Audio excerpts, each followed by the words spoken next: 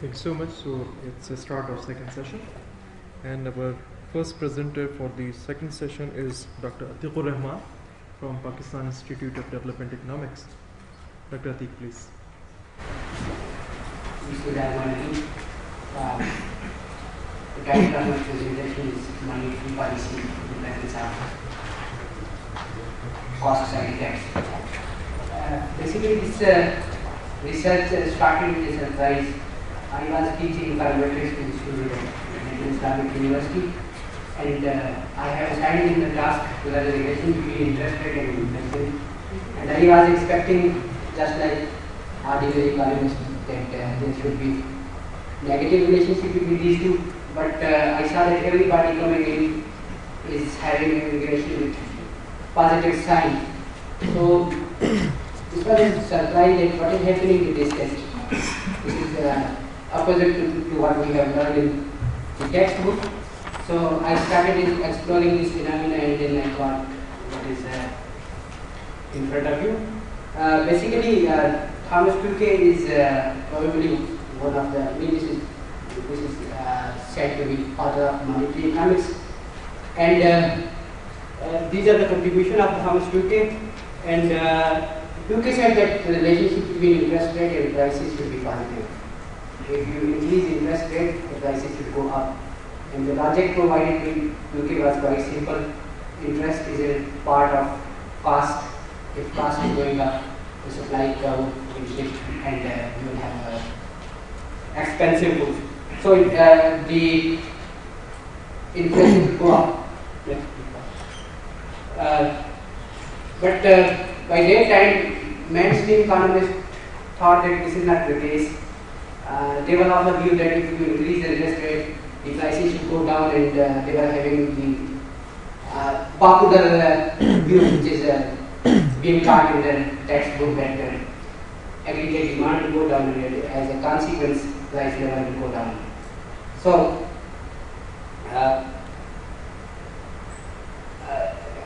even in 1923, Gibson observed that actually for the United Kingdom, the relationship between these two variables is positive.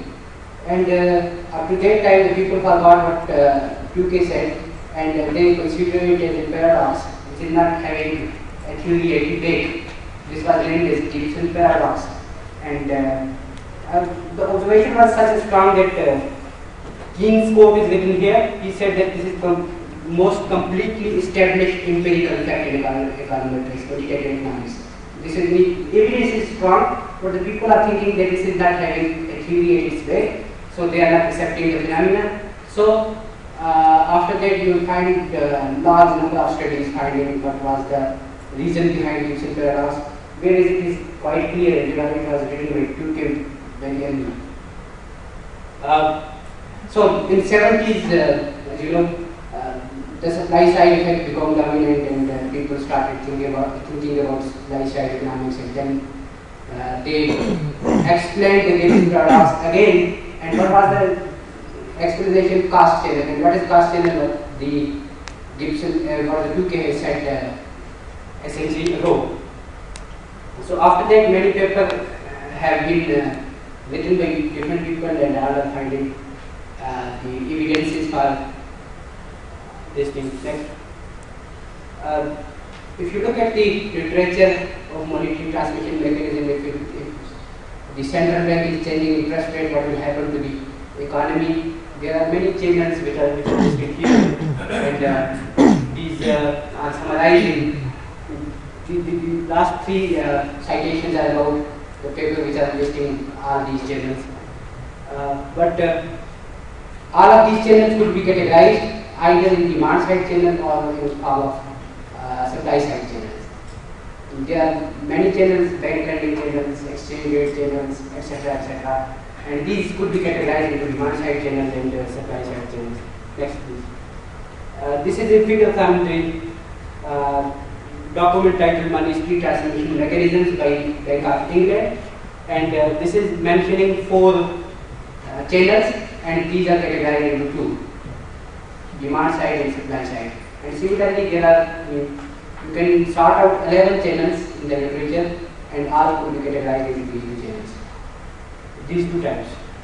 Okay, now the difference that comes is whether the transmission mechanism is acting through demand side or this is acting through supply side. That is making difference. And what is the effect of those transmission, those categorization? This is in the next slide, please. Yes.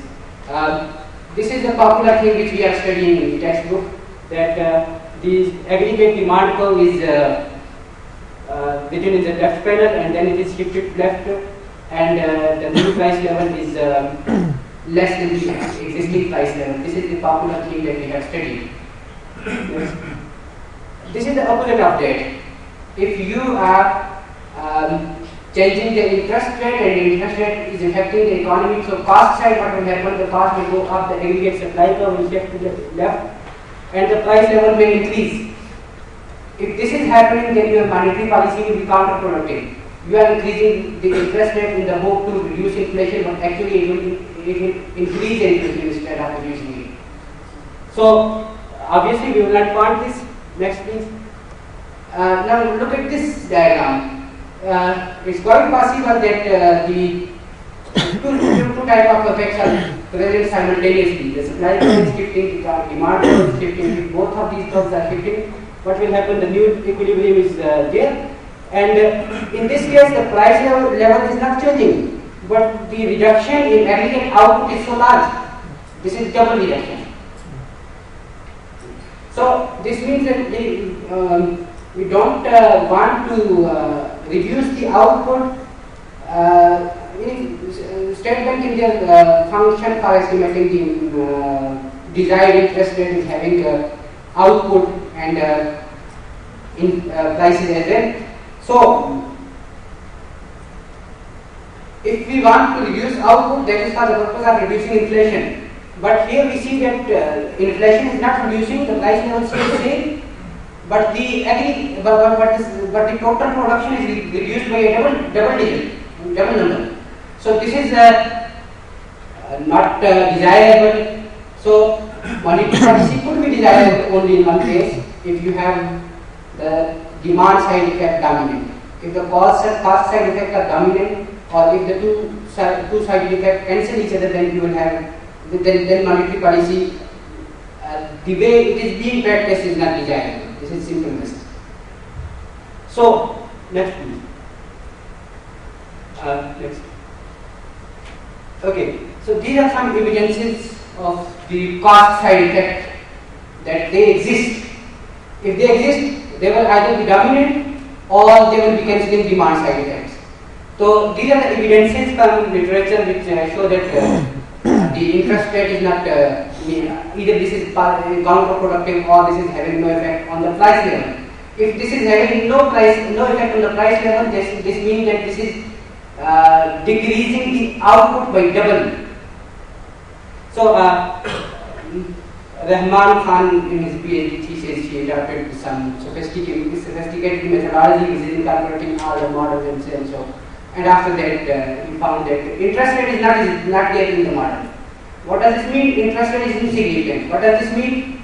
The cost side effect and demand side effect, these cancel each other. This means that the policy, if we are using for the tight monetary policy, if we are using for reducing inflation, this is not doing its purpose. This is only doing reduction in the output.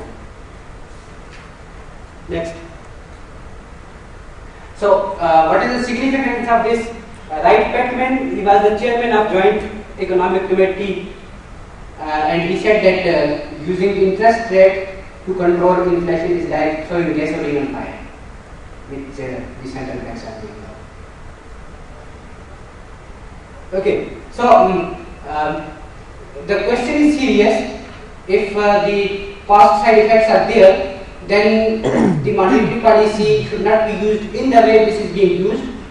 So this was important to explore what is actually happening, and so we took the data. We took the data on 6 measures of interest rate, which are listed here. These are actually 6. These are 7, not 6. And then 2 measures of inflation, and then if you multiply, you will get 14 combinations. And then we have tried to get the data for all the countries for which the data are available. And please, next. Achha. we were having 36 data sets for these 14 combinations. And then we calculated leg correlation for different orders for first leg, because some people may say that the transmission mechanism takes time. It is not very immediate. You change interest rate today and the inflation is changed today. This is not happening, so there must be a lag time. So we calculated for leg 1, 2, 3, 4 and then we calculated for different time series length. Because if we were using 30 years data, probably we will not get the data for many countries. So we have used 15 years of data, then 20 years of data, then 30 years of data, so that we can utilize the maximum information available in the data. Next, please. This is starting from simple correlation coefficient, which is just indicative of what is the association, and then going to gradual causality and so on. So the results are summarized here. Please next. These are just correlation coefficient, and I know that correlation coefficient is just indication of association. This is not indication of the theory behind this. Look, these are histograms for different periods, 66 to 80. 76 to 90 different periods, because in the past the monetary policy tool was different, and in the present the monetary policy tool is different. Previously probably it was money supply, now it is interest rate. Look, where is the center of data? This is on the positive side. This means that maximum coefficients are positive. In maximum countries we have positive coefficients. Even with legs, even with first leg, even with second leg, even with third leg, and so on. Out of these correlation coefficients, which are 13,180 in number, only 7% was significant with the negative sign. This means that remaining 93%, they are indicating that either the cost side effects are dominant, or they are indicating that cost side effect cancel the demand side effect. This is what data says. Okay, so we found that 64% coefficients were significant in the positive side. So evidences on the positive side are clearly dominant. Next, please. These are the summary of correlation for different legs. We have the pair CPI and CBPR. The CPI is used as a measure of inflation, and central bank policy rate is used as a measure of interest rate. And then we have calculated correlation, and we found the data was available for 50 countries, and then negative and significant coefficients were only 6%, and then the positive and significant coefficients were 72%. If we are taking leg, that is the second column is with 4th leg. Now the negative coefficients are about 8%. And if you allow the time for monetary transmission, the evidences of negative coefficients did not improve. So similarly, you can see we have different time series length, and we have different time periods, and we have different leg specifications, and despite that you can see the negative coefficient are very small in percentage compared to the positive coefficient, which is clear indication that either the cost side effects are dominant, or at least if they are not dominant, they are cancelling the demand side effect. Next. These are results of static Lagrange solution. Now we are coming to regression analysis, because previously it was just correlation coefficients. We have calculated regressions, putting in the control variables and putting in different leg lengths, and then we calculated the static Lagrange solution, which is indication of that what will happen if the Lagrange increasing the interest rate. The coefficient, you look at the median Q2. Q2 is positive, so this data set except at one point. What does this mean? This means that for more than 50% of the time, the data is showing positive relationship between interest rate and inflation. This is which is indication of the cost side there. Or if you look at the first quartile, this is in general closer to zero. But if you look at the third quartile, this is far away from zero. This means that if the coefficient turns out to be negative, this is insignificant. More than. Next. Now we are having different set of control variables because regression without control variables is having missing variable bias. So the problem is we don't have control variables available for all the countries. So we have sorted out the countries for which all the control variables are available. We have sorted out for which the pair of triplet is available. So we have 4 triplets. These control variables are exchange rate, which is and then import prices, and then industrial production and import unit value. And the last one is money supply. Money supply is considered most important. After having all this, we see that median is throughout positive. And we can see what is the percentage of negative coefficient, meaning positive coefficient. This is negative, just negative sign, not negative significant. The second last column, 45%, 39%. These were having negative coefficient. This you can see all of these are less than 50%. This means that more than 50% coefficients are having positive sign. And then if you look at the negative and significant, or at the top there is 2%, 10%, 7%, 2%, 4%. So the percentage of negative coefficient is not more than the probability of type 1 error. Next please. This is the history of intervention by State Bank and the result. If you see at the top, in 1993, the discount rate was changed from 10% to 7%. And this is the measure of inflation, MOM, QOQ, etc. What is MOM average? Before intervention happened at 1993 month 12. So what was the average before intervention? 0.5%. And what is the average after intervention? 1.3%. What the State Bank did is the increase in interest rate. As a consequence, what should happen? The inflation should go down. But these numbers are telling that it was opposite. The inflation increased from 0.5% to 1.3%. This is quite opposite to what State Bank was anticipating. Similarly, you can see the evidences. The second evidence is about 96 and then 2008. At all of these points, State Bank probably wanted to reduce inflation by means of interest rate, but after the intervention, you can see the interest rate is higher compared to what it was before the intervention. Next.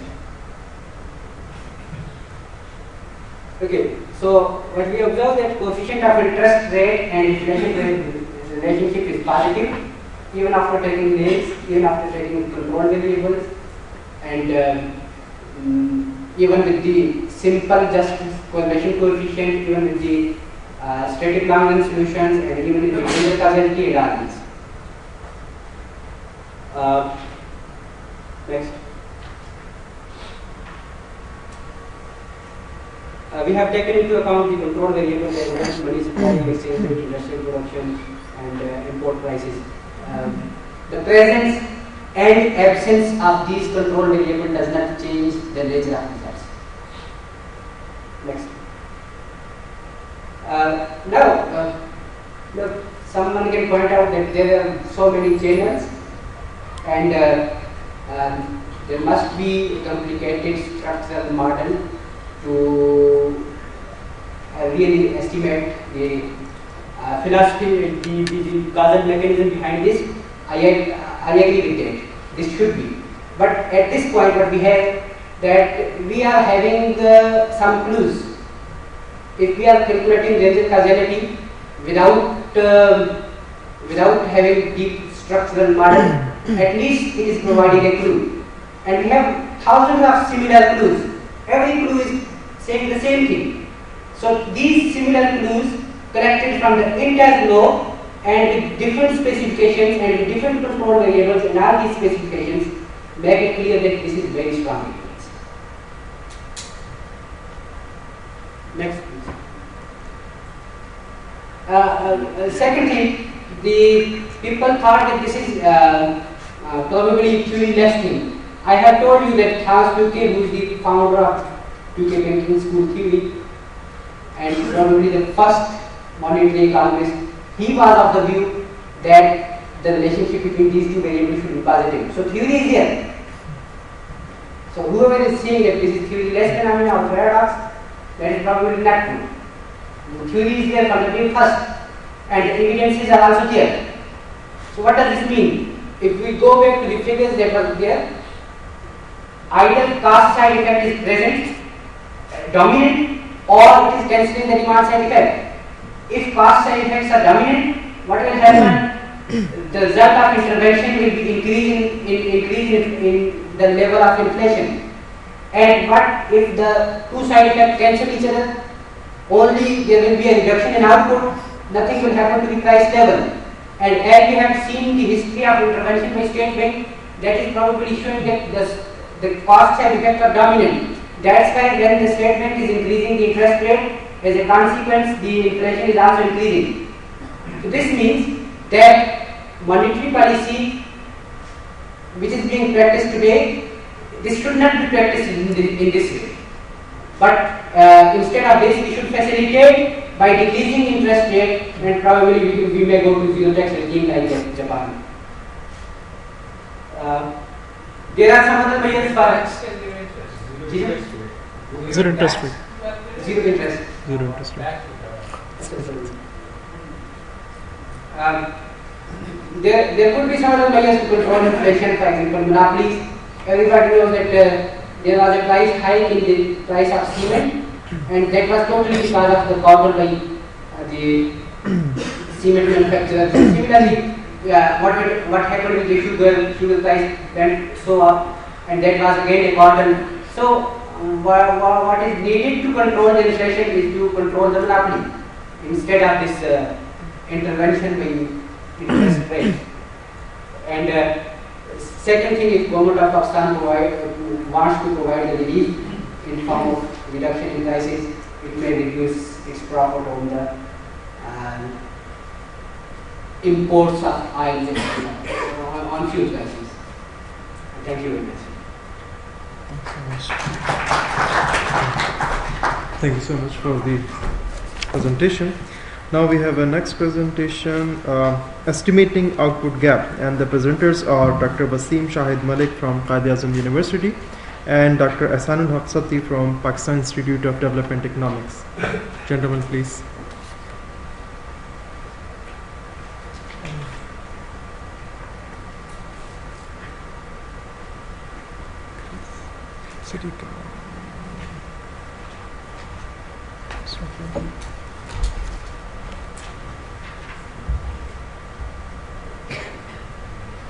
This one?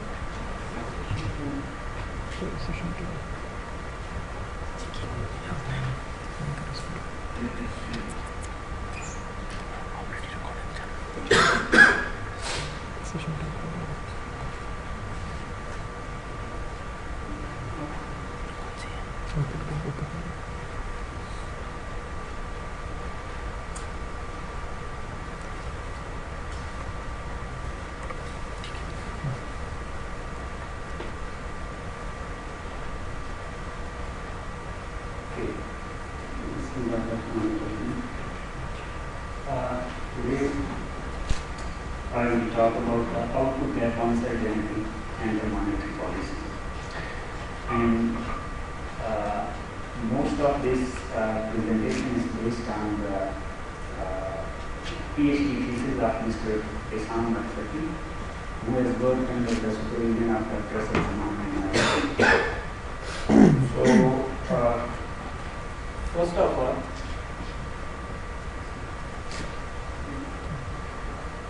this is basic policy structure, whether it is monetary policy or fiscal policy. First of all, there are objectives of policy which are based on the society's preferences. Then there are targets set by and sometimes estimated by technocrats. Then there are intermediate targets which are different for fiscal policy and monetary policy. Then there are different policy tools to achieve those objectives. And there are some economic indicators which are used as a policy guide. For example, GDP growth rate, for example, unemployment rate. These are different policy economic indicators which are used as a guide for policymakers. Then there are some institutional arrangements that whether the policy is based on rules or it is discretionary, and there are institutional autonomy. These are different issues which we can talk about in the case of policy discussions. Then there is the issue of policy coordination, which is highlighted earlier by Dr. Zaman. But within this framework, I am going to present the issue of economic indicators that is used as a policy guide. Now, what sort of economic indicators are available to policymakers, whether it is fiscal policy or trade policy or the monetary policy? These are different indicators. For example, the first most important indicator is GDP growth rate, then unemployment rate, then exchange rate for exports and imports, which is already discussed. Then public debt and capacity utilization, which is mostly published by state and quarterly reports. And most importantly, because the task which is assigned to me is the discussion and estimation of output gap. So I will talk about that. One of the indicators, which is output gap. Now, first of all, what is output gap? It is simply defined as the percentage difference between real GDP and potential GDP.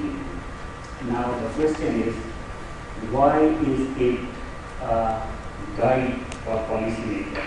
Why policymakers focus too much on output gap? Ministry of Finance team is working on macro modeling, and the first paper they have worked out or they have presented was on estimation of output gap. This is because output gap is an indicator of unemployment and inflationary pressures. Then, what should be the value of output gap? If policymakers want to target output gap, what is its optimal value to target? A simple answer is when output gap is zero, then inflation is expected to be constant, and unemployment is at non-accelerating inflation rate of unemployment. So that's why in most of the literature and in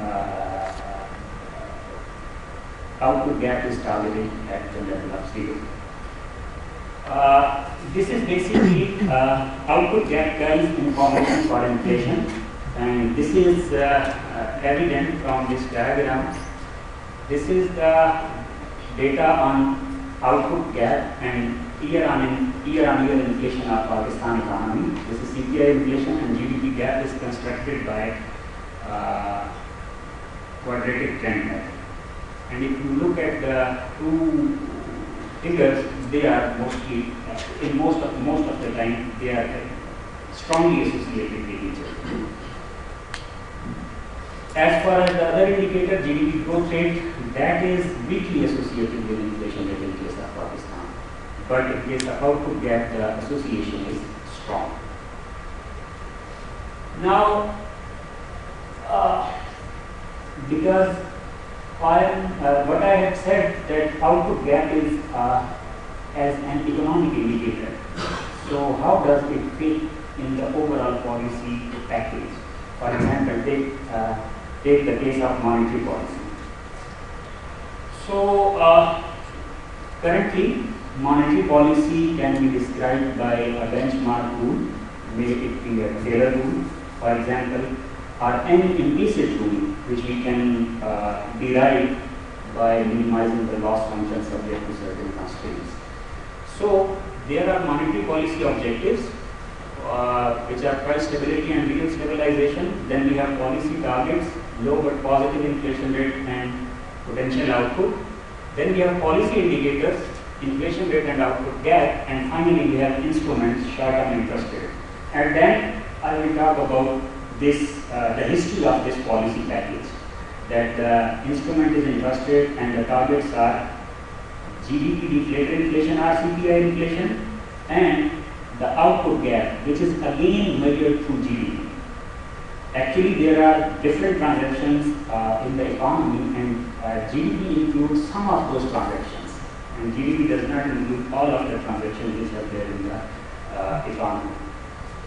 So, output gap is basic indicator, but the problem is that it is based on two variables, real GDP and the potential output or potential GDP. The potential GDP is not observed directly, it is not published by any government agency, rather it is estimated by researchers and practitioners. And the second variable, which is real GDP, that is subject to revision. So that's why I will talk about some of the issues regarding output gap if we use it as a policy indicator. And those issues are, first of all, the estimation method and the choice of GDP data. Then the revision of output gap estimates. Then relationship between inflation and output gap is not stable over time. This I will show through a slide. History of current monetary policy practice based on only transactions of final goods and services. This I was talking about, that current practice is that there is too much focus on GDP-based transactions, not on all transactions. Then theory of maximizing social welfare and economic growth and stabilization, the combination of both. There are different methods to estimate output gap. There are papers available, for example, SPP working paper series. In SPP working paper series, you can find papers on output gap. Similarly, different other researchers have also estimated output gap. So broadly, we have 4 types of method. In univariate, we have detrending method, in which there is linear trend and split trend method, then different flexible filters like HP filter, Baxter pin, and so on. Then we have multivariate filters, which is basically the approach adopted by many central banks, especially the European Central Bank. They used to estimate output gap through multivariate filters, and then the production function approach, in which we can have fully structural model or semi-structural model. We have estimated on the basis of these methods output gap from 1976 to 2010, and this is based on the final data, not the real-time data. If we look at the data, then output gap is much volatile if we construct the data from linear detrending method, and for all other methods it's almost, the pattern is almost same. But if you look at the figure, then the for example, take the case of 1990, fiscal year 1991. Then if we estimate output gap from production function method, then this shows recession in the economy. Whereas if we use all other methods, n-1 methods, then those methods show boom in the economy. Similarly, we can discuss the examples of different time periods. It means there is a variety of results. On the basis of this, we can say that we can't rely on single method to estimate output gap. Similarly, policymakers can't rely on just output gap. They can use other indicators along with output gap.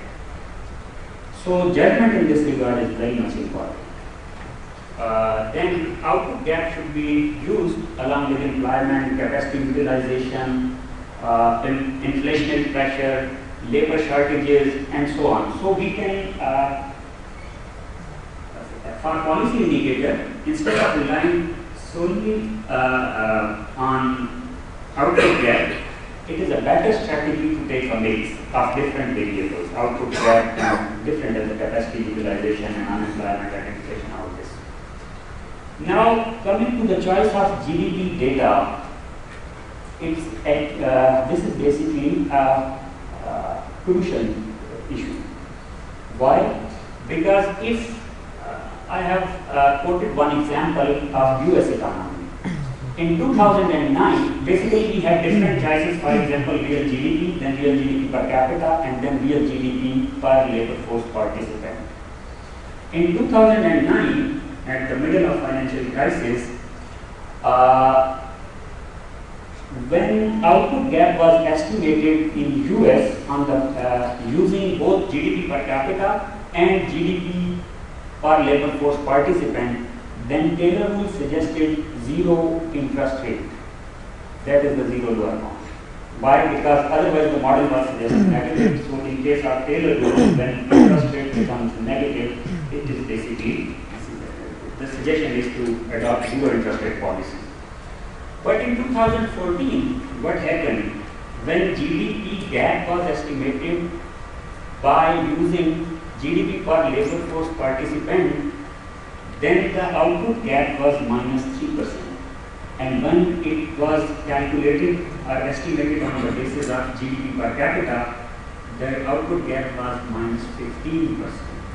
So on the basis of GDP per capita, Taylor rule suggested again 0% interest rate. But if the GDP per labor force participant is used, then Taylor rule suggested 2% interest rate, which is close to the normal level of interest rate in the US economy, which is 3 to 4%.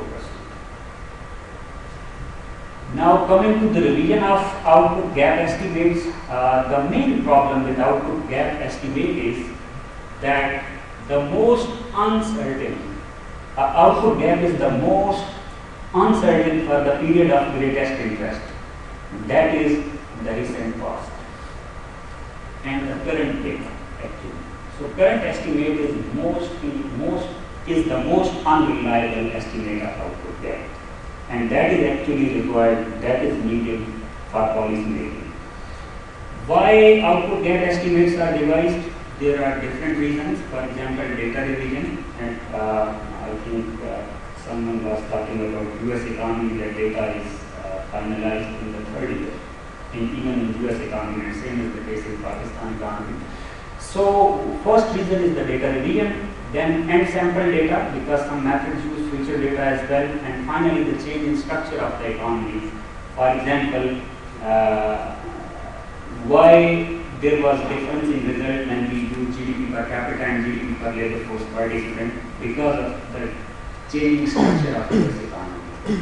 So because of these three reasons, output gap estimates are revised. This is the story of national income accounts in Pakistan, that over the period of 1976 to 2010, in real rupees, that is in constant prices, the real GDP on average is revised downward by 28 billion rupees each year.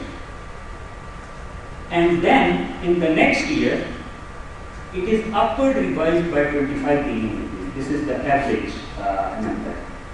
So in total, there is total revision of 53 billion rupees per year. Then component of revisions, we have estimated output gap using different methods, and then using real-time data, which is not revised, that is actually available to the policymaker to take decisions, and the final data, which is available to the researchers after 2 years. So when we do research, we use final data normally, but for policymaker, this data was not available at the time of policy decisions. So that is real-time data. So we have estimated using output gap using all methods and using real-time data and final data. If you look at the final data, then again in the year 1990, according to production function approach, the Pakistan economy was in recession at that time. But if we use the real-time data, then according to that in 1990, the Pakistan economy was actually in boom. So this is the problem, that when we simulate different policy options in the research laboratories and in our research papers, then we have available with us the final data. But actually, the results are quite different when we use real-time data. This is the output gap summary of the 35 years that takes example of just one method, for example, the quadratic trend method. If we estimate output gap on the basis of final data and using quadratic trend method, then on average the GDP gap was 0.37, which is positive number. But if we use real-time data, it was 1.7. So there is a huge difference between 0.37 and 1.07.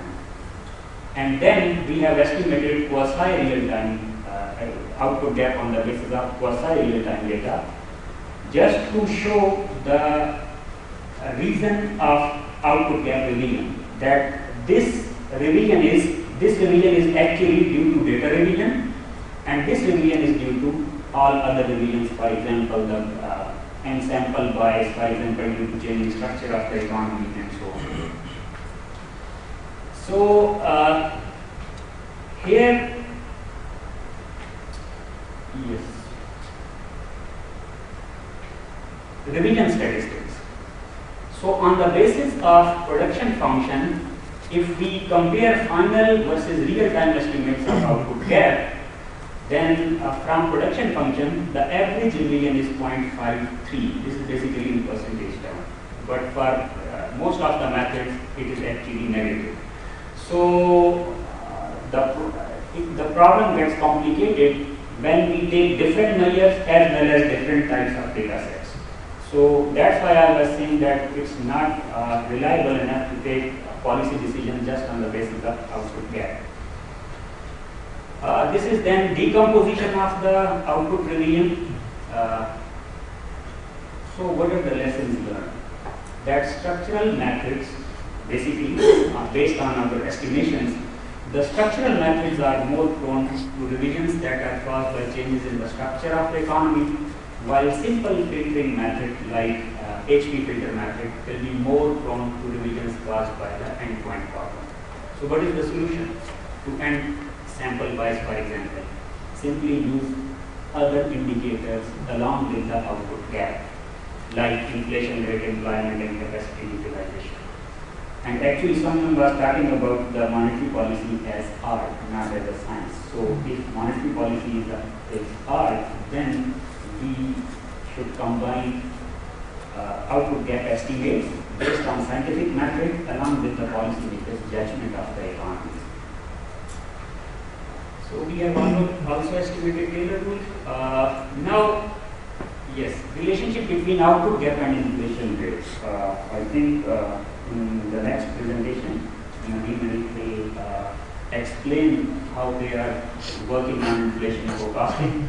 But I want to highlight only one point, that the relationship between inflation rate and output gap, although output gap is an indicator and it's basically a measure to gauge inflation, future inflation, but the relationship is not stable over time.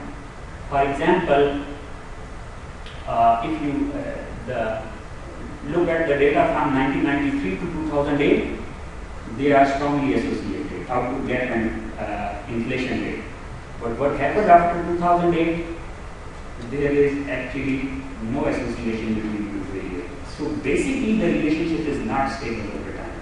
And the reason was obvious. This was, I think, due to oil price hike. So what are the suggestions? That GDP gap or output gap can be used for inflation forecasting purposes But number one, it is only to capture or to forecast domestic inflation, that is inflation of non-tradable commodities. And then once we have forecast of CPI inflation of non-tradable commodities, then we can combine this with imported inflation to make final inflation out. Theory of maximizing social welfare, okay, it's basically a discussion which Professor Zaman can explain better. But why we target potential output or output gap at 0? Basically, when we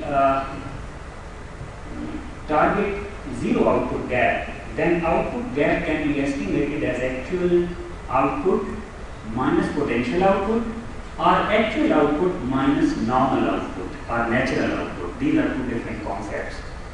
Now, if we take potential output, then it can be an optimal target only if markets are competitive and there is frictionless system in the real world. But actually there are nominal rigidities and competitive outcome of the model may not be socially desirable. If we target natural output, then it can be an optimal target where nominal frictions are not there, but there are real rigidities like imperfect competition and monopolies. So in natural output targeting, monetary policy is assumed to substitute for price flexibility. If prices are not flexible, they are rigid, then monetary policy can substitute for price stability. Because according to Professor Keynes, price flexibility can be destabilizing, can have destabilizing effects. So monetary policy can substitute for price flexibility. But if central bank is ambitiously targeting potential output, then monetary policy is assumed to substitute for price flexibility as well as increase the degree of competition, and that is basically an ambitious target. So the simple strategy is to target natural output rather than potential output. Now, we are talking about output gap, and almost all of the central bankers agree that output gap is the most important indicator for policy, monetary policy especially, but it is also useful for fiscal policy because Ministry of Finance team is doing also work on output gap. But I would like to go back to the history for 2 to 3 minutes, that why we are focusing too much on GDP, that is the transactions of final goods and services, then inflation, which is again the rate of change in price of final goods and services mostly, and then the interest rate as instrument. Currently, as I think, if I recall correctly, Dr. Farooq was saying that currently the DSG approach or the models are facing challenge after the financial crisis. Yes, macroeconomic models like DSG, RBC, or Woodford's model of cashless economy have not been successful in explaining and predicting, especially financial crisis. So these models neither include monetary variables nor they incorporate banks into the mainstream macro models. But this was not the practice until 1980s. Until 1980s, almost all models, whether they are classical, neoclassical, Keynesian, monetarist, post-Keynesian, whatever, all sort of models included monetary aggregates through quantity theory equation linking money with GDP, nominal GDP. So what happened after 1980s? At that time, a phenomena emerged that there was a missing money or declining velocity, that banks were creating money that was shown in the data on monetary aggregates, but that was not reflected in nominal expenditures or nominal GNP expenditures. So that was the concept of missing money. So different economists tried to explain this missing money phenomena. But the profession remained unsuccessful in explaining the missing money phenomena at that time. And this is basically quotation of one of the famous economists, that once viewed as pillar of macroeconomic models, the quantity equation is now the weakest stone in the foundation of macroeconomics. So what went wrong? Why the main pillar of macroeconomic models became weakest stone?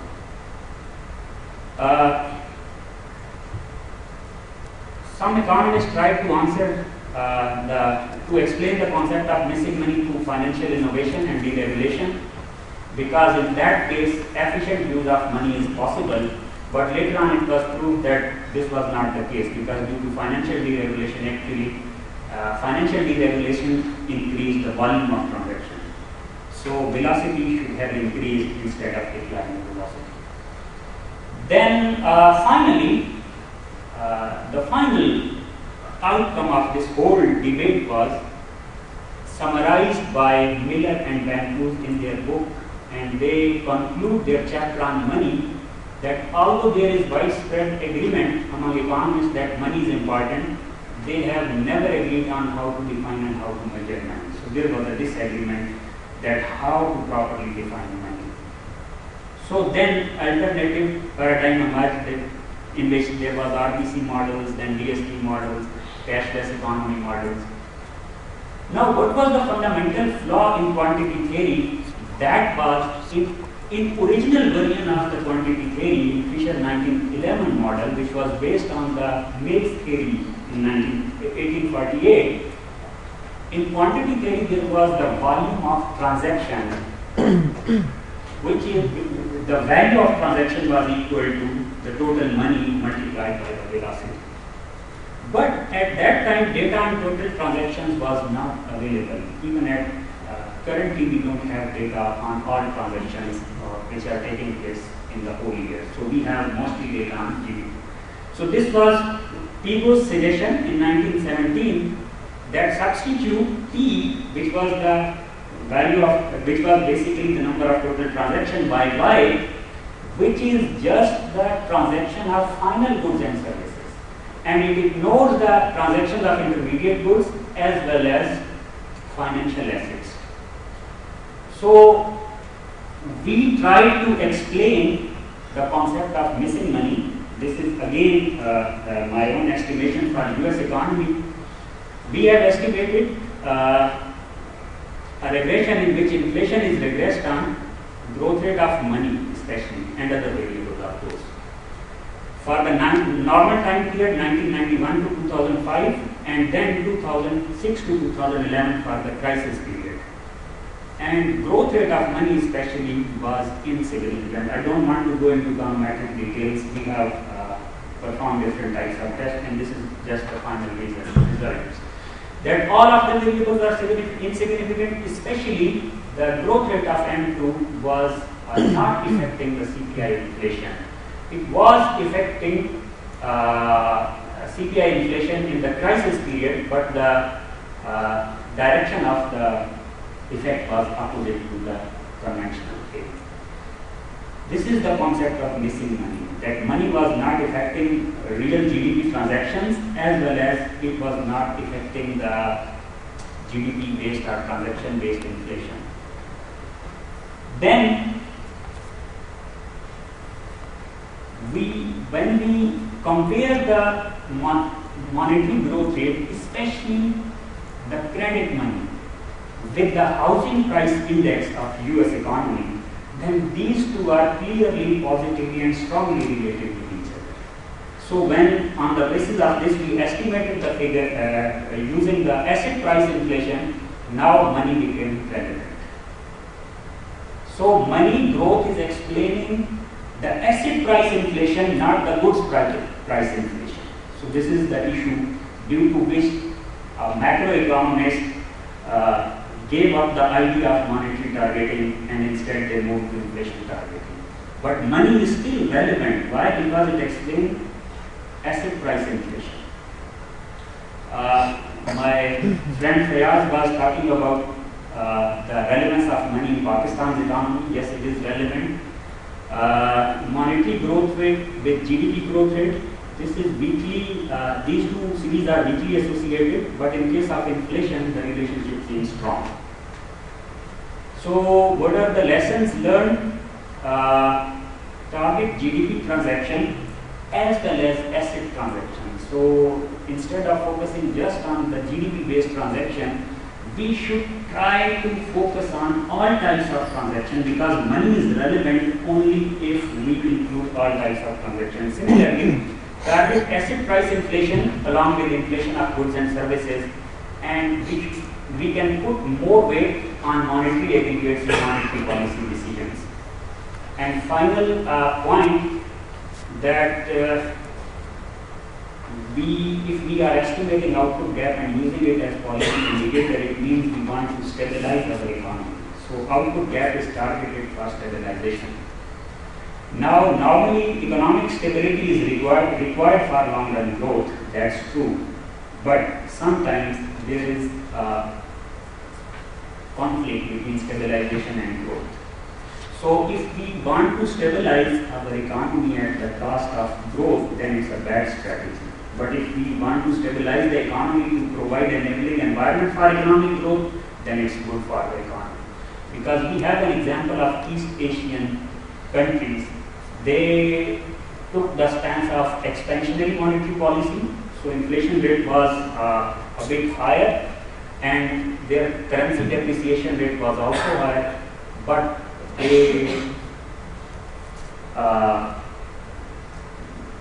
their economy, in 1960, for example, the GDP per capita of South Korea was about $90, and in Pakistan it was about $98.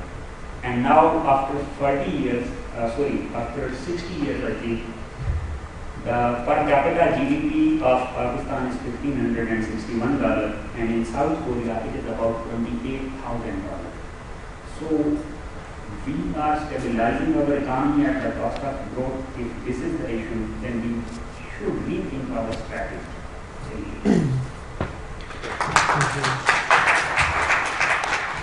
Thank you so much for the presentation, very informative presentation. Now the floor is open for discussion or any questions. Please. I have a question. My name is Abdullah from the state of Pakistan. Okay. We always talk about these models are not capturing those riskiness and those financial crises. The models are not meant for identification of those crises. RBC and the DLC models were never meant for this purpose, because they do not have those features inside. They don't have systemic risk component. They don't have idiosyncratic risk. Once you remove those components, then you can claim that models are not predictive.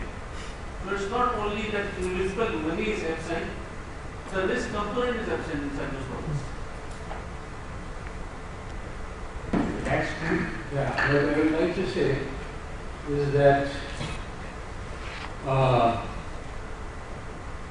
whatever the case may be, people are using these models to make policy. And what child economic causes can be established by many different methods, is that there are good policies available. It is not that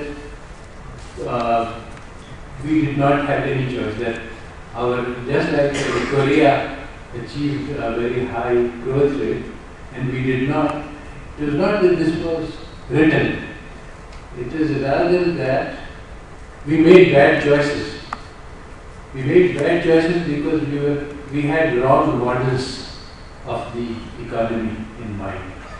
And for example, the QTM is a perfect example. The quantity theory of money is wrong. And Richard Werner has formulated the quantity theory of credit, which basically takes into account asset inflation and credit creation by banks, both of which are missing from the quantity theory equation. So once you put in both of these, you get a correct quantity theory, and then you can make correct policy decisions. Even now, you see, in the Middle Ages, people were using trepanning and many other kinds of medical remedies which were totally actually harmful to the patient. But slowly, with time, they learned, they acquired the knowledge. So the question here is, how can we, currently, you see, we use the intuitive approach suggested by the planning commission. There is no possibility of making progress. This is what models do. Models may always be wrong, but as Ali Chaudhary has, and somebody else earlier also emphasized, that once you put your assumptions and say, okay, here is my model, and this is what I am acting on, then people can say that this action was wrong, because you said that this would have that effect. If you increase the interest rate, then it will increase the inflation, but it didn't happen. So this model is wrong, so let us look for a better model. But if you say, I think we should do this, and there is no model on the table, then you can never tell whether there was something wrong and there was something right, and there can be no progress in knowledge. So that's one of the the idea that models should be right, this is certainly not true. Models, we don't have good models. But does that mean we should not be using models? Well, the thing is that if we should, the option is to use a strategy which does not allow for the progress or growth of knowledge. That is the issue here. And I think there are many very interesting points others were made by Wasim Jagmalik. And the crucial thing here, very important to note, is that the monetary policy decisions that we are making are not guided by the best information currently available.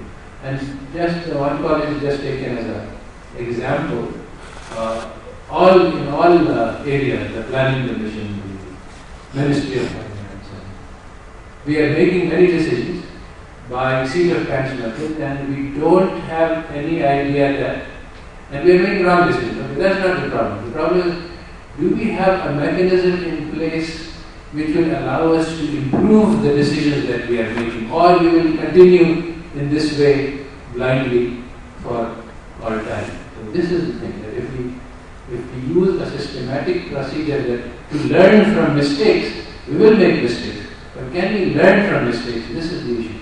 If there is an institutional mechanism in place to allow us to learn from mistakes and to see that, okay, that was wrong, so now we can do a better decision making, then we have the possibility of achieving the growth rates that Korea achieved.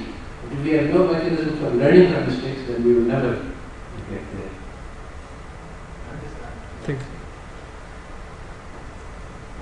Hi, I'm Ali Shah from Pakistan.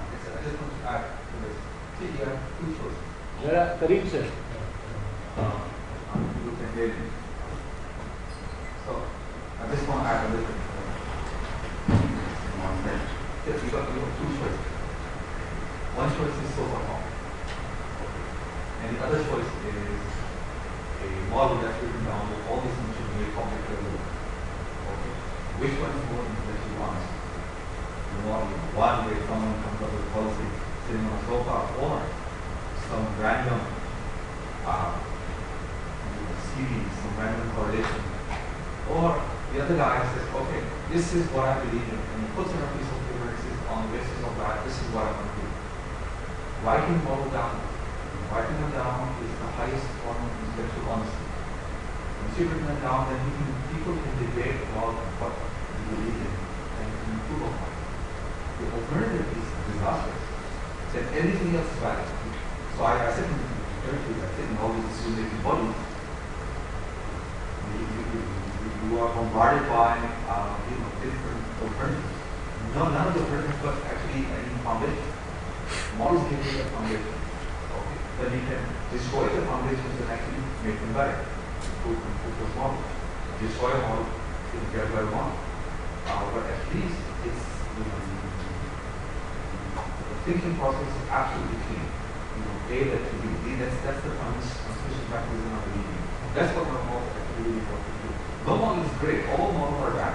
Okay, but you know, every model has got something to say, and then you know, one by one, you know, question one assumption, and then you do it. This is just what happened to the PhD model these days.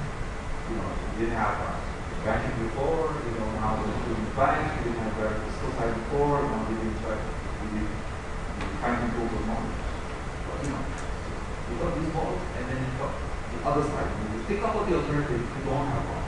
Then everything is valid. So anyone can on this table then put any single argument and all the arguments are actually valid. How do you distinguish between two? And the model will actually kills for that. So you know, I'm quite glad that this is a model that actually taking the model with you today. And the one point is don't miss it money point, right? Do not forget that the American dollar is the reserve currency of the world. This is really the same thing. It's been held by all the US government. This is really money issue. So if I don't put this money to the United States, probably the really wrong. I mean, it's the wrong country to pick on. It's for some other countries, like our country, where if you have a reserve currency, you know, if there is conflict on this money altogether, and here then it will confront. You can trace it everywhere. The growth rate of money has systematically diverged from the growth rate of prices, and growth rate of money has been systematically higher, and there is a gap which you can trace in any country. So, and the reason is mainly because asset price inflation, which is not coming into the, which is exactly what Wasim said. But what we need to see is, so I don't believe, I think this is what we doing is not identified properly. So let's look at the world informal sector. Is that growing? Yeah, I think it is. And if it's growing, that's another way to explain growing system. It's not a straightforward job to try to explain this is just an asset. You know, there's a great book out, I think everyone should read. It's the person of cash. And you know, it makes its point. This is not my point. Talking about, you know, probably dollars, you know, I think large scale informal activities around the world are actually in the US dollar. You know, there you go, you know,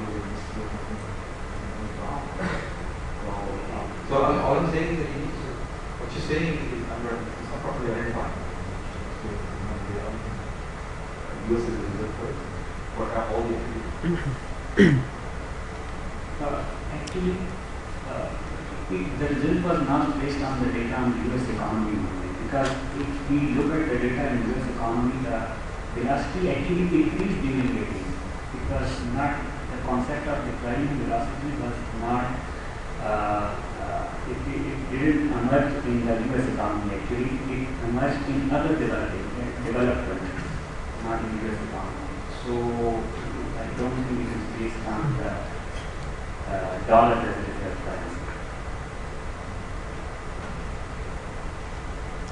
Any other comment? Please. I'd like to make a brief comment because Kohli was mentioned time in the play here. I think as far as models are concerned, model can be used as an intellectual discussion and to basically, it can help you in taking future decisions. But as far as development is concerned, development is something based on making very intelligent policy choices. Let's go back to Korea. In 1958, Park Chung-hee took power, he was elected. He stayed in power for the next 20 years. In the 1960s, early 60s, Korea used to be one among the poorest countries at the world.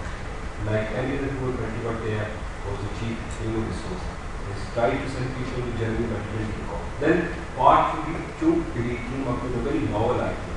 He invited 10 general trading companies, come to Korea, invest in Korea, whatever losses we make in Korean economy and whatever profits we have around the world, we just fill in the gap. It was a very disastrous try, but it kicked off. General Motors established Hyundai, Sanyo established Samsung.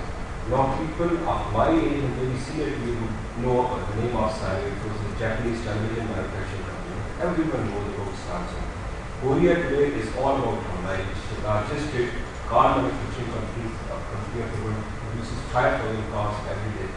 Vaksari market doesn't have that many cars, but But most of the countries around the world, especially European countries, American countries, they put lots of oil pumps. Online has the capacity to build more than 150 ships every year. Korean economy is about these two general trading companies and many more. They were 10 established earlier.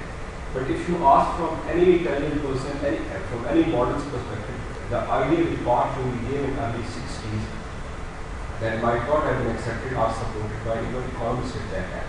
Then you have to take many more choices through which you have to establish a system which should support that, to make it self-sustainable. Today, as we speak here, every South Korean, once we talk about Korea, it's all about South Korea, not North Korea. Because once we say Korea only, it means North Korea. But we should be a bit careful in this thing because we always mention South Korea. Every South Korean individual, whichever university wants to go and study, the government of South Korea provides education, supports his education, can be PhD, up to the PhD level in American universities.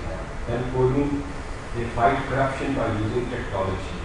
It's a highly automated country. Maybe a decade back, the entire Seoul city was on Wi-Fi. Just imagine that how they are revolutionized over a period of time. So models can be a very good tool, can serve as a foundation, as definitely like you agree. But once it comes to development, it has to be policy choices, and that can be based on judgment, experience. But then it has to be the right direction, because again coming back to Korea, Koreans claim themselves as a zero corruption country, although they are not, because once we look at the Scandinavian countries, once we look at the World Economic Forum, those most honest countries, Korea will not be that high on the level, but still they claim they are trying to move in that direction. So it has to be a mix of too many things, not as well as model are concerned here. My understanding of today's discussion, this morning session, is that they can be used to analyze the economic data, and their utility up to that point is that's beyond any question. One very important point was made was that basically we have two types of processes which are going on in development. One is revolutionary and one is evolutionary. So the revolutions, they require vision, and they go outside of models, and actually models serve as blinders. They constrain the set of choices. I mean, if you're going to make a big change, no model will tell you anything about that. But then there is, okay, you've made that change, but then there is a day-to-day process of maintaining, managing, processing. So for these purposes, models are very important and useful. So we have to keep these two things separate. So for day-to-day cleanup and sustaining the outcome of a revolution also, these processes, the models are useful, but they are certainly not useful for providing vision and for dramatic changes. So one has to, everything has a certain utility in its own scope, but it cannot be used outside of those boundaries.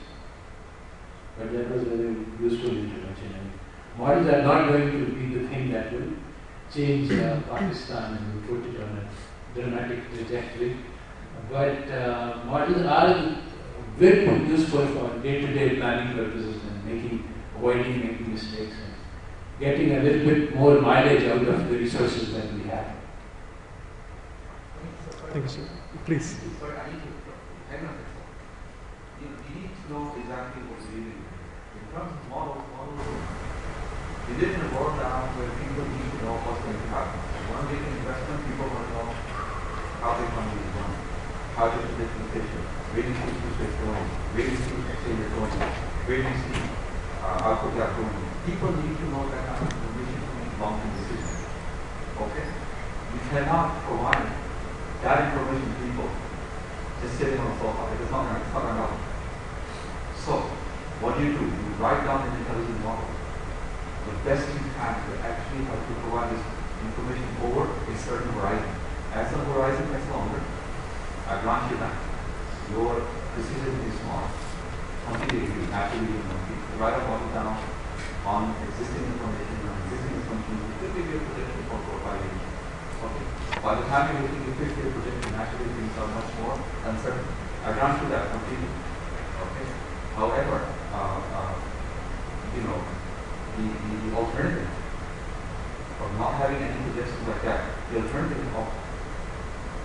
provide this sort of information for investors to invest. In a country which is highly volatile, Pakistan is a volatile country. Let's look at our review here. How much it moves around. Just a year ago, was 7.75. A year later, it's 5.5. That's London. But this is how much uncertainty lies for this country. So these models provide you with that sort of projection, it gives you a horizon, and that also gives a lot. So it's more than just this model. It's just a new technology. It's a new way of decision making public decisions. A lot of the stuff is already. I'm going to talk about it later. Inflation targeting, why is that important? Inflation targeting is really about it's a new technology for decision making. People will exactly see what's it doing, what you're doing, and on the basis of that, making a decision. Think about the alternative. Alternative is complete chaos. Thank you. Dr. Sami, please. I want to say things about the interest about output. We want to give the example of China. I am not denying the importance of market. It's very interesting. China captured the world market because of change in policy. Because it grew the economy, it opened and then captured the world economy. It's about interest rate. It was interesting to know that interest rate is not affecting inflation. But I think still interest rate is a good monetary tool for savings, because if you keep it below the inflation, say for a long period, then it will discourage the saving, and savings are important for investment, and that investment is important. So I think interest rate is still an important thing. It's for output gap.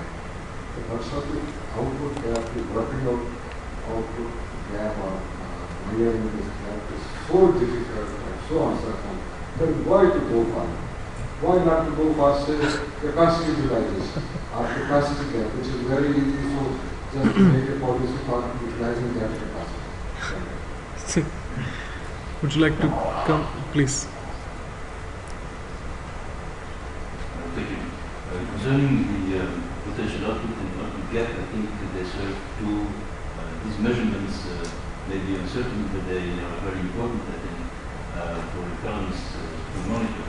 I hear the State Bank of Pakistan talking a lot also about output gap because that is their job. They want to do demand management. Monetary policy is about stabilizing the output gap.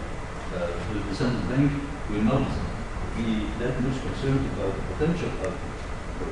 Maybe you need different models here, and I understand that these dynamic stochastic general equilibrium models are really serving the purposes of central banks very well because they focus on the output gap.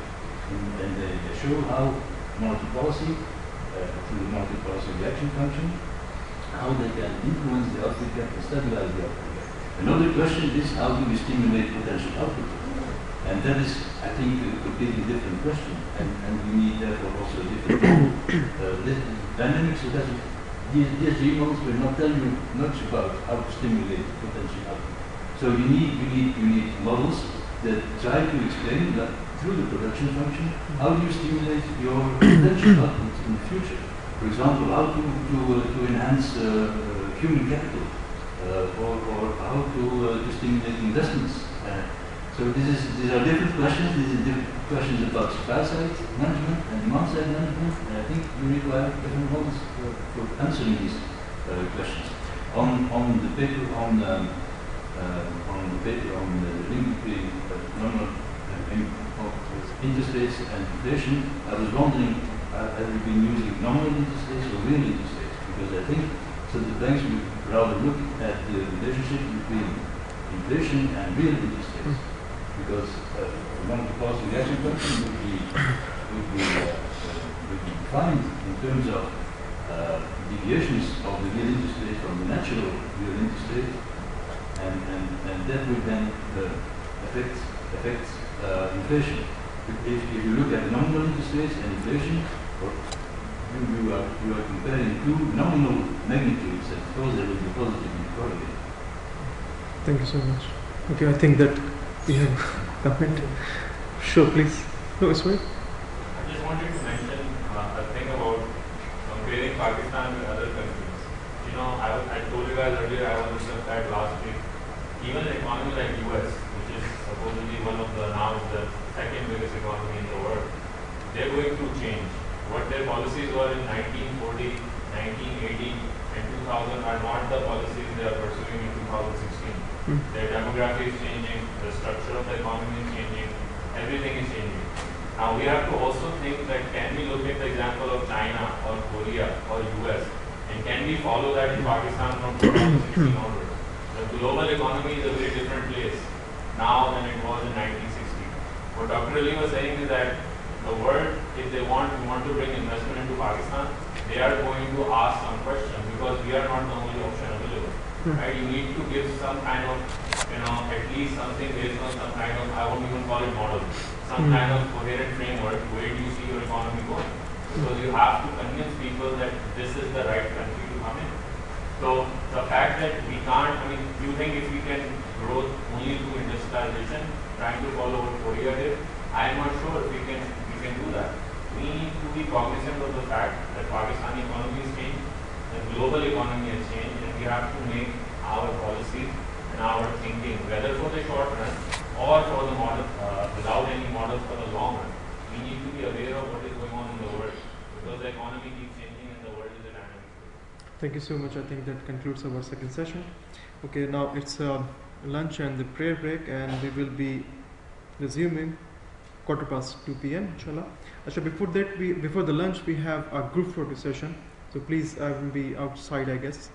Diniba. Thank you so much, please. The group photo first and then lunch.